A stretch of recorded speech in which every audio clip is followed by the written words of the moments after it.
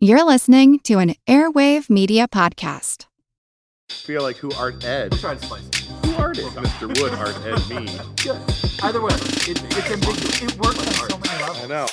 That's off to a great start. Welcome to Who Arted, weekly art history for all ages. I'm your host, Kyle Wood, and today I want to talk about one of the most famous paintings of the Impressionist movement, Paris Street Rainy Day by Gustave Caillebotte. When I was at the School of the Art Institute of Chicago, I remember an assignment to write an essay about Gustave Caillebotte. The assignment asked me to consider why Paris Street Rainy Day was so prominently hung in the Impressionist wing of the museum. At first, it seemed obvious. It was prominently hung because it was such a famous Impressionist painting. But when you think about it, it's not entirely obvious that this particular work was destined to become a famous Impressionist painting. For one, Impressionists are probably best known for their loose brushwork, that painterly style that reminds us paint is not only a noun, but a verb. In looking at the works of famous Impressionists like Monet and Renoir, I see evidence of the process of creation all over the surface. But Caillebotte's style was more in line with traditional methods. He was a more meticulous painter who learned the craft at the École des Beaux-Arts. Of course, he wasn't born in Beaux-Arts. Gustave Caillebotte grew up in an upper-class family. It wasn't an artistic family, though. His father, Marshal Caillebotte, was a judge, but also the founding partner in a very successful textile business. They supplied bedding for the military. Now, the family lived in Paris, but in Gustave's teen years, they spent summers on their large property about 12 miles to the south. As a kid, he enjoyed painting and drawing, but in 1868, he earned a law degree. He was a lawyer and an engineer, but shortly after completing that education, he was drafted to fight in the Franco-Prussian War for about a year in 1870. After returning from his military service, he began to study painting. By all accounts, he picked it up very quickly. I personally attribute this to his background in law and engineering. While these fields seem really different on first glance, lawyers and engineers are very methodical, systematic thinkers. Great artists don't simply sit around waiting for inspiration to strike. They study their craft and develop strategies to render any number of subjects. One of the things that helps an artist to become famous is they develop a distinctive style, which again seems like it would be intuitive and based on an artist's unique vision and inspiration, but really artists develop their signature style by studying art history, learning the approaches that have worked, and then taking elements of a variety of different approaches and synthesizing, combining them to develop something that seems new and different. This is fairly easy to see in the work of a lot of contemporary artists, like, say, Ramiro Brito. He combines elements of pop art and cubism. He uses bright, flat colors, simplified shapes, fragmentation, heavy black outlines, all in his schema, sort of recipe for his style. Now back to the Impressionists. Many of the most famous Impressionists focused on light and color. They used the visible brushstrokes to make the work feel quick and spontaneous, as well as allowing more experimentation with optics and how we perceive color. Of course, while the daubs of color may be the most obvious characteristic common to the movement, it wasn't the entirety of the movement. The Impressionists initially called themselves independent artists. They were working outside of the establishments of Beaux-Arts and the Paris Salon. They were reevaluating the purpose of art, experimenting with different methods, and tackling new subjects in the modern industrial age. Now, early on in my education, I was taught that Impressionist paintings are still very popular because the art is apolitical. It's just flowers and landscapes, people at leisure and soft focus. And while there may be some truth to that, the Impressionists' shift to focus on the ordinary was actually quite bold and revolutionary. In an era where the most prized works were monumental pieces focusing on historical figures, the elites, kings, queens, dukes and duchesses, religious leaders, stuff like that, the Impressionists said they were more interested in capturing the laborers scraping their floors. One of Caillebotte's first major works was literally a painting of people scraping the wood to refinish a floor. Today, it's considered a masterpiece. It hangs in the Musée d'Orsay.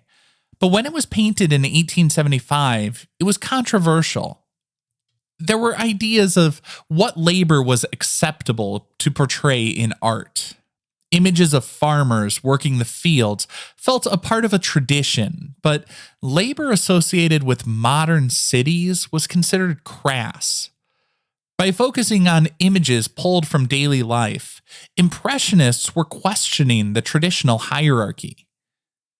There was a battle over whether art should reflect the ideals of those with money and power, or whether it should reflect the reality experienced by the masses.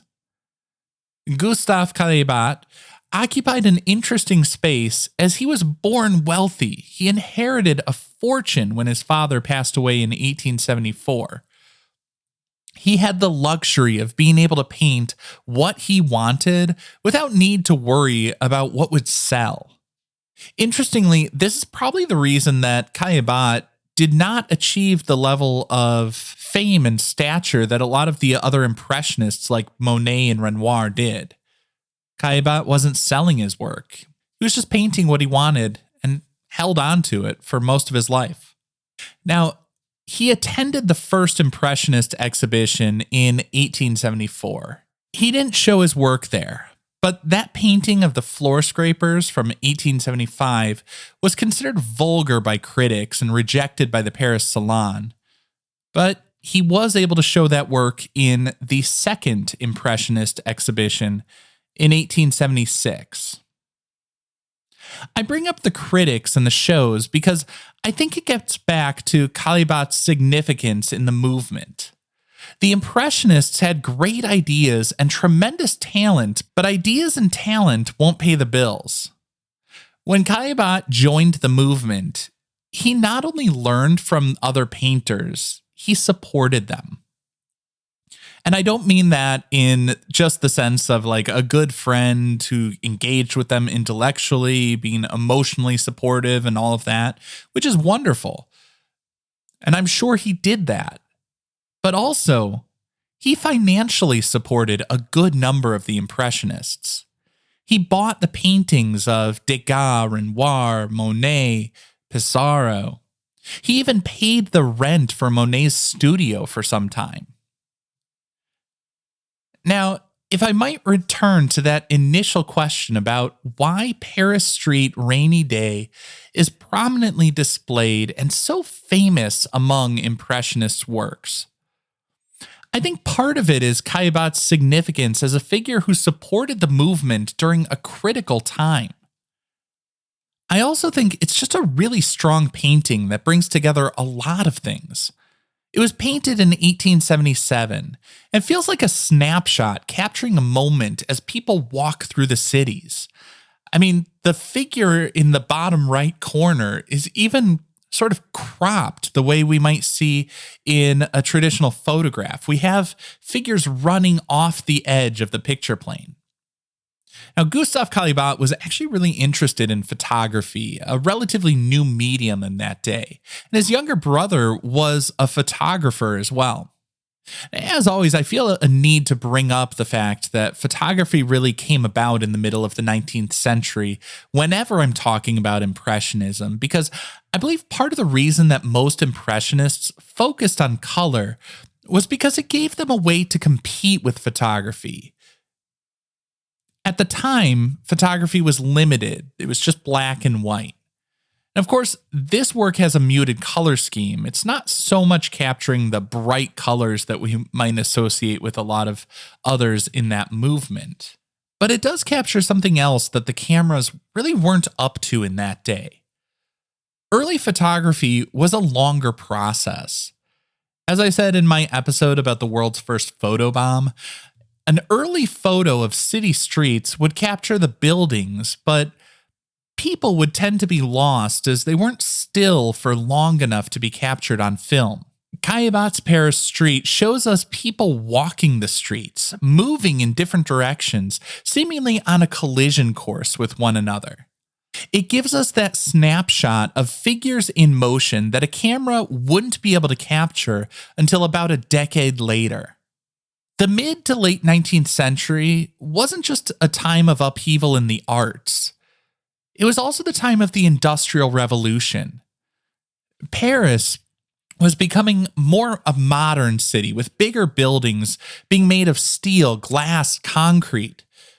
The period from 1853 to 1870 in particular saw a massive change in the architecture of Paris as Baron Haussmann built roads and buildings that transformed the capital city from an old medieval center to a modern city.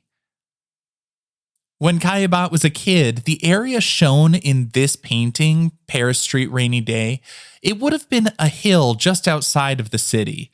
And now we see it developed with neoclassical buildings several stories high. In the late 19th century, a 10-story building would have been considered a skyscraper.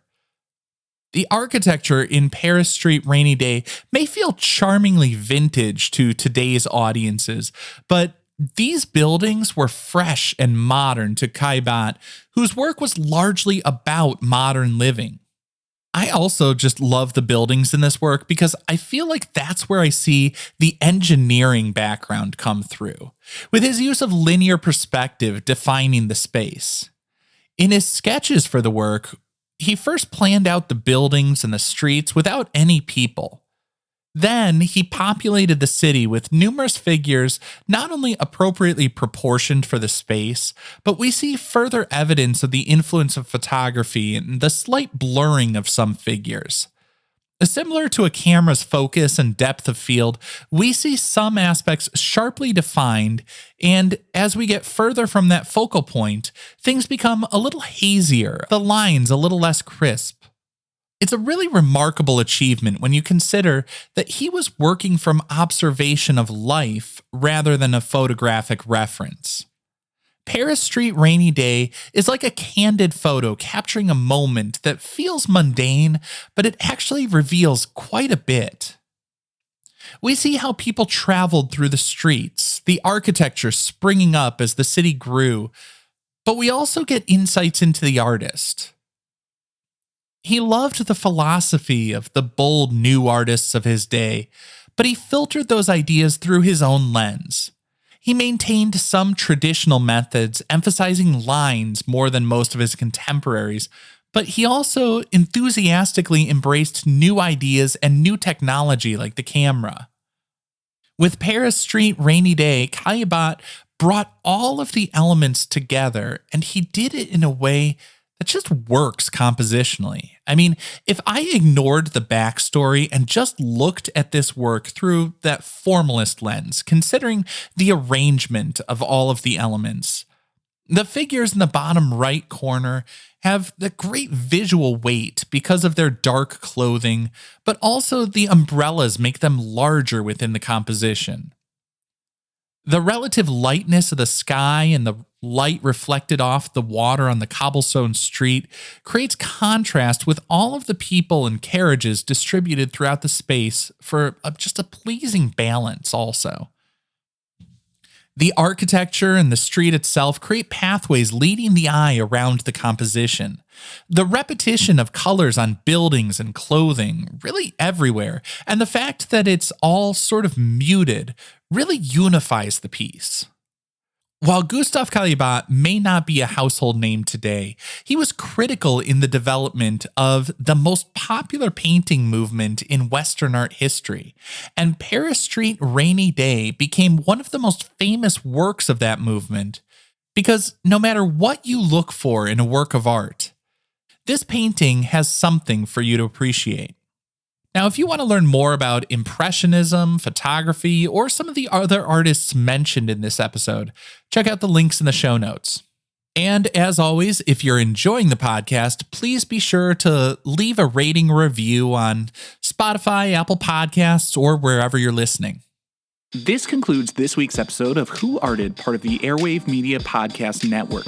If you found this tolerable, please leave a rating or review on your favorite podcast app. You can find images of the work being discussed this week and every week on social media at Who Arted Podcast on Twitter, Instagram, and TikTok, and of course on the website whoartedpodcast.com.